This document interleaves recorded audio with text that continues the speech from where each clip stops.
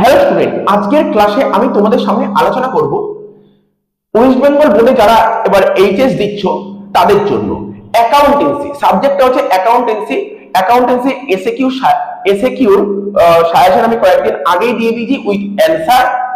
ঠিক আছে, আজকের এই ভিডিওতে আমি তোমাদের সামনে আলোচনা করছি অ্যাকাউন্টেন্সি থিওরি, অর্থাৎ তোমরা জানো তোমাদের সিলেবাস সম্পর্কে আমি একটু বলে দিই। তোমাদের 20 নম্বরের প্রজেক্ট হয়ে গেছে, রইল বাকি 80 নাম্বার। যে 80 নাম্বারের পর তোমাদের এক্সটার্নাল হবে।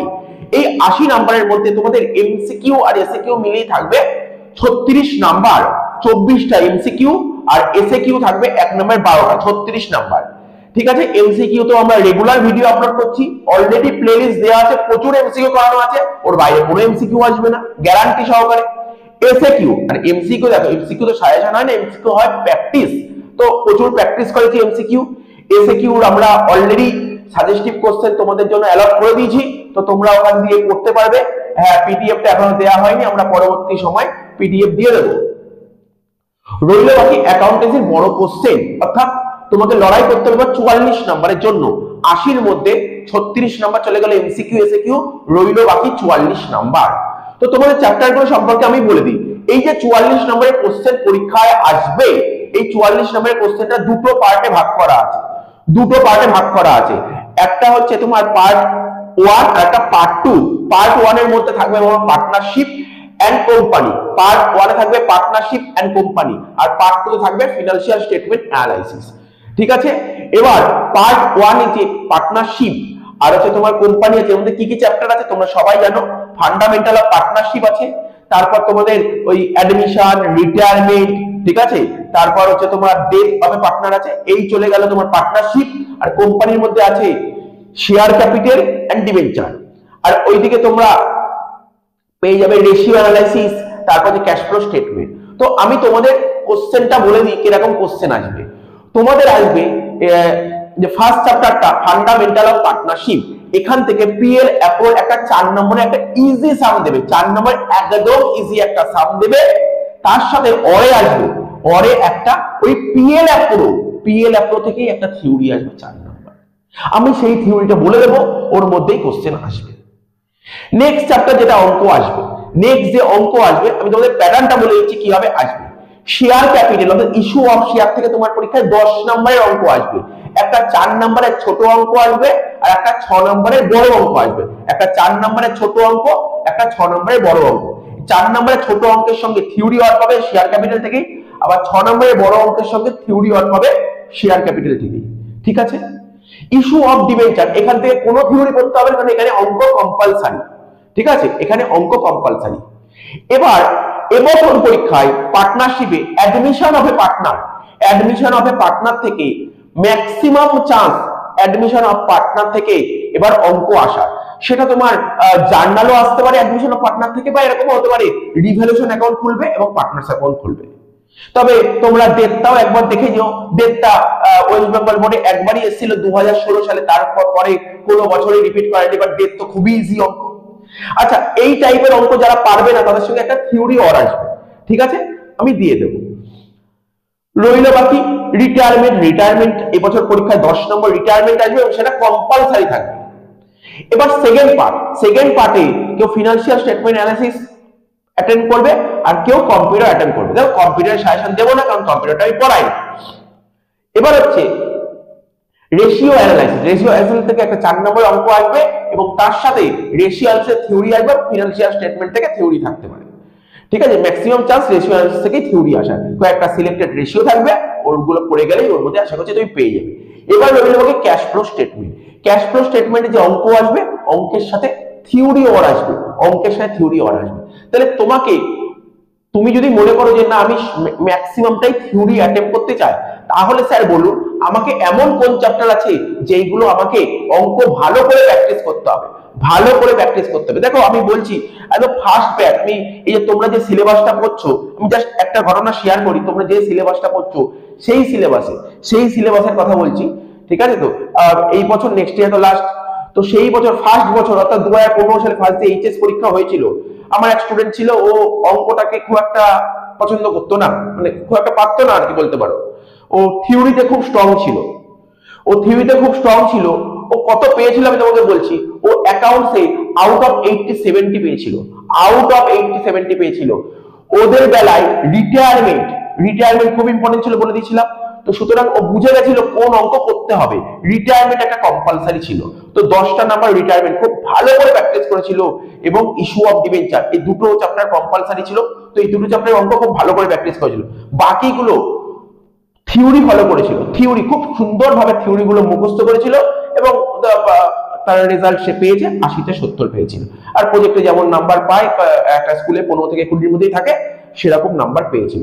তো খুব ভালো রেজাল্ট। তোমরাও দেখো এইচএসে কিন্তু থিওরি লিখে যথেষ্ট ভালো নাম্বার ওঠে, তো থিওরি গুলো বানালে হবে না, একটু তোমাকে থিওরি গুলো পড়তে হবে। তো আমি তোমাকে যেই কারণে কথা বলছি, তো তোমার এবছর পরীক্ষায় কোন অঙ্ক, কেউ যদি মনে করেন আমি ম্যাক্সিমাম থিওরি লিখতে চাই, আমি অঙ্ক কম করতে চাই, তাদের জন্যই বলছি যে তুমি কাজ করো, তোমরা এবছর রিটায়ারমেন্টের অঙ্ক খুব ভালো করে করো, খুবই ভালো করে করো। রিটায়ারমেন্ট 10 কম্পালসারি, আর ডিবেঞ্চারের অঙ্ক ভালো করে করো, ডিবেঞ্চারে 4 কম্পালসারি। এই 14 নম্বর তোমার কম্পালসারি অঙ্ক করতেই হবে, এর সঙ্গে কোনো থিওরি অন নেই, ঠিক আছে? এটা বলার ছিল।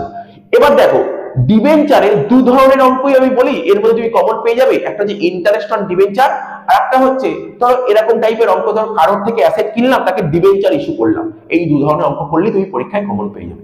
তো ঠিক আছে, কি কি অঙ্ক আসতে পারে আমরা তো আগামী দিনে আরো আলোচনা করবো, পরীক্ষার আগে আরো অনেক টাইপ পাবো। এখন থিওরি গুলো তোমরা রেডি করে ফেলো। আমরা যে টেস্ট পেপার গুলো সলভ করাচ্ছি সেইগুলো দেখো। দেখো তোমরা অনেকেই ভাবছো বিবিগুলো টেস্ট পেপার পড়লে হয়তো কমন পড়বে। দেখো আমি বহু বছর ধরে পড়াচ্ছি, আজ থেকে পড়াচ্ছি না। আমি তোমাদের একটা ফাইনাল সাজেশনের মতন বলে দিতে পারি এখন থেকে তোমরা কি প্র্যাকটিস করবে।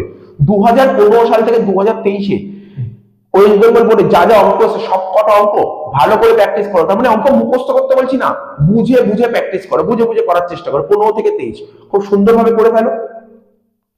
আমি যে কটা স্কুলে, আমার লোকাল এরিয়ায় যে সমস্ত স্কুলে আমার স্টুডেন্টরা টেস্টের পরীক্ষা দিয়েছে, ওদের স্কুলে কোশ্চেন পেপারগুলো সলভ করেছি, এবং কোশ্চেন পেপারগুলো আমার খুব মডারেট লেগেছে।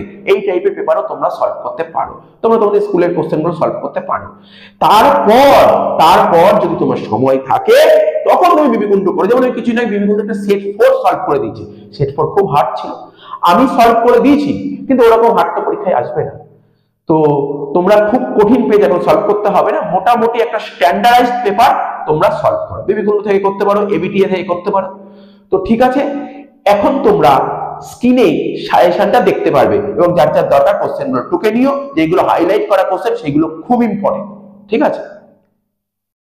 তো এবার তোমরা স্ক্রিনে কোশ্চেনগুলো দেখতে পাচ্ছ, ঠিক আছে? প্রথমে দেখো লেখা আছে ইন্ট্রোডাকশন টু পার্টনারশিপ, অর্থাৎ পিএল অ্যাপ্রো থেকে তোমার পরীক্ষায় 4 নম্বরে একটা অঙ্ক আসবে, তার সঙ্গে থিওরি অরে আসবে। এই থিওরিগুলো পড়ে গেলে আশা করছি এর মধ্যে কমন আসবে।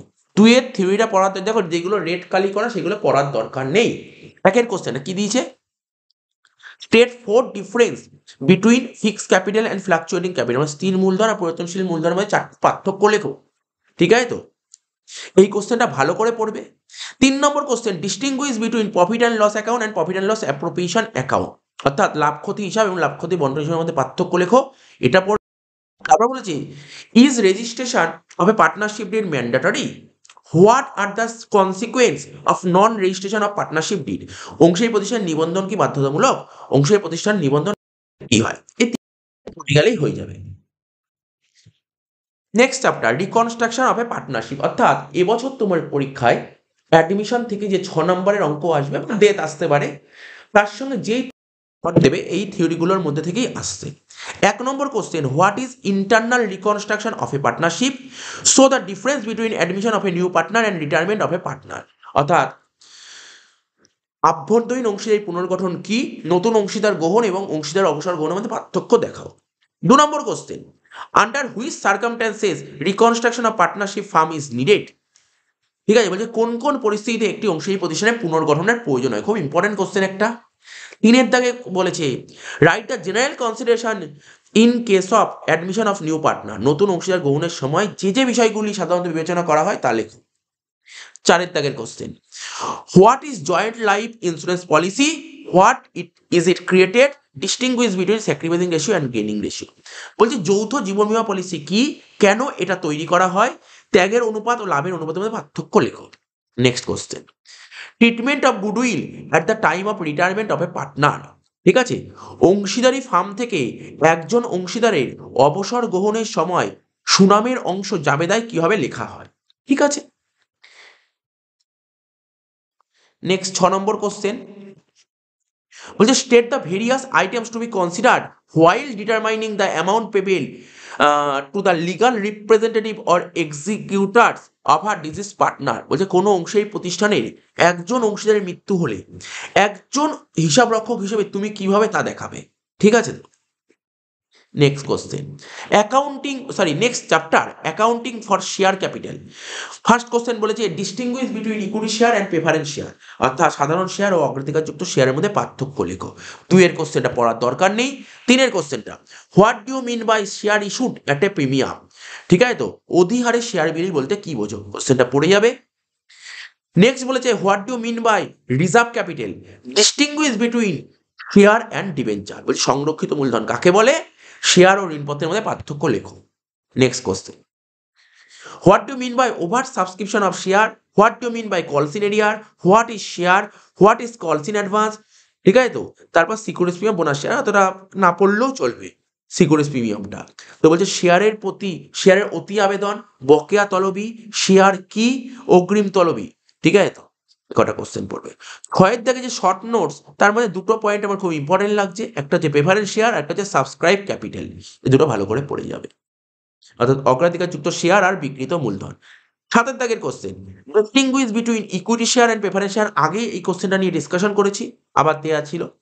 Compare between forfeiture of share and surrender of share. Forfeiture of share আর সারেন্ডার অফ শেয়ারটা পড়ে যাবে, অর্থাৎ শেয়ার বাজেয়াপ্তকরণ আর শেয়ার প্রত্যর্পণের মধ্যে তুলনা করো। Next chapter accounting of financial statement. ঠিক আছে, তো বলছেই write 4 objectives of financial statement analysis. আর্থিক বিবরণী বিশ্লেষণের 4টি উদ্দেশ্য। দেখো তোমরা যদি রেশিওর অঙ্ক করতে না পারো 4 নম্বরে, তার জন্যই কিন্তু তুমি যদি রেশিওর অঙ্ক ভালো করে পড়ো তাহলে থিওরি পড়তে হবে না। ঠিক আছে, তো আমি তোমাদের বারবার বলছি যারা সব চ্যাপ্টার অঙ্ক ভালো করে পারো তাদের থিওরি না পড়লেও চলবে, লং থিওরি। ঠিক আছে, যাদের অঙ্কে ডাউট আছে তারাই একটু থিওরিগুলো পড়ো। 2 এর দাগে রেশিও থেকে কি কি শর্ট নোটস আসতে পারে সেগুলো আমি মার্ক করেছি।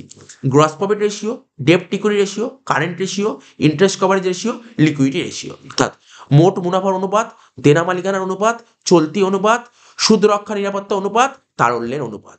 নেক্সট কোশ্চেন বলছে objectives and limitation of ratio analysis. অনুপাত বিশ্লেষণের উদ্দেশ্য ও অসুবিধাগুলি আলোচনা করো। Last chapter cash flow statement. Cash flow statement থেকে তোমাদের পরীক্ষায় 6 নম্বরের অঙ্ক আসবে, যারা অঙ্ক পারবে তাদের সঙ্গে থিওরি অর আসবে, সেই থিওরিগুলো বলছি। First question what is cash flow statement? Distinguish between cash book and cash flow statement. অর্থাৎ নগদ প্রবাহ বিবরণী কাকে বলে? নগদান বই ও নগদ প্রবাহ বিবরণীর মধ্যে পার্থক্য লেখো। Next question what do mean by cash and cash equivalent? বলছে এই কোশ্চেনগুলো ভালো করে পড়বে, যে বির যে পয়েন্টটা বলছি এখন, বলছে কোনটা কোন অ্যাক্টিভিটিসে আসবে। বলছে mention the activities under which the following transaction will appear in a cash flow statement as per AS3, dividend receipt, interest paid to debenture holder, sale proceeds of fixed assets, issue of 10% preference share for cash. বলছে নগদ ও নগদ সমতুল্য বলতে কি বোঝো? নিম্নলিখিত লেনদেনগুলি AS3 অনুযায়ী তৈরি করা নগদ প্রবাহ বিবরণীর কোন কার্যাবলী হিসেবে গণ্য করা হবে? ফার্স্ট পয়েন্ট প্রাপ্ত লভ্যাংশ, 2 নম্বর ঋণপত্র গ্রহীতাকে দেহ সুদ, 3 নম্বর স্থায়ী সম্পত্তি বিক্রয় থেকে প্রাপ্ত অর্থ, 4 নম্বর নগদে বিলিখিত 10% অগ্রাধিকারযুক্ত শেয়ার। 4 দাগের কোশ্চেন বলছে mention the limitation of cash flow statement. নগদ প্রবাহ বিবরণীর সীমাবদ্ধতাগুলি উল্লেখ করো। 5 নম্বর কোশ্চেন বলছে give 2 example of cash equivalent. Mention the activities under which the following transaction will appear in cash flow statement as per AS3. First point purchase of fixed assets, sale of investment, redemption of debenture, issue of। বলছে cash and cash ইকুইভ্যালেন্টের 2টি উদাহরণ দাও। AS3 অনুযায়ী নগদ প্রবাহ বিবরণী কোন শিরোনামের অধীনে নিম্নলিখিত লেনদেনগুলি লিপিবদ্ধ করা হয় তা উল্লেখ করো। ঠিক আছে, এই কোশ্চেনগুলো বলেছে, তো সুন্দর করে পড়ে নিও। তো যা যা কোশ্চেনগুলো বললাম এর মধ্যেই পরীক্ষায় আসছে, এই কোশ্চেনগুলো তোমরা ভালো করে পড়ে নিও। ঠিক আছে, এবং এই ভিডিওটি ভালো লাগলে তোমরা তোমাদের বন্ধুদের মধ্যে শেয়ার করে দিও। ঠিক আছে, তোমাদের কোচিং গ্রুপে শেয়ার করে দাও, ওরা জানতে পারে। আর আগামী দিনে তো অনেক কিছু ইম্পর্টেন্ট জিনিস তোমাদের জন্য আমি নিয়ে আসছি, MCQ SAQ লং কোশ্চেন সবই নিয়ে আসছি। ঠিক আছে, আর তোমাদের কোনো কিছু ডিমান্ড থাকলে তোমরা অবশ্যই কমেন্ট বক্সে কমেন্ট করে জানিও স্যার এই জিনিসটা দরকার। সেই জিনিসটাই যদি বেশি কমেন্ট আসে এই টপিকের ওপর, তাহলে আমরা নিশ্চয়ই সেই টপিকটা নিয়ে ডিসকাশন করবো।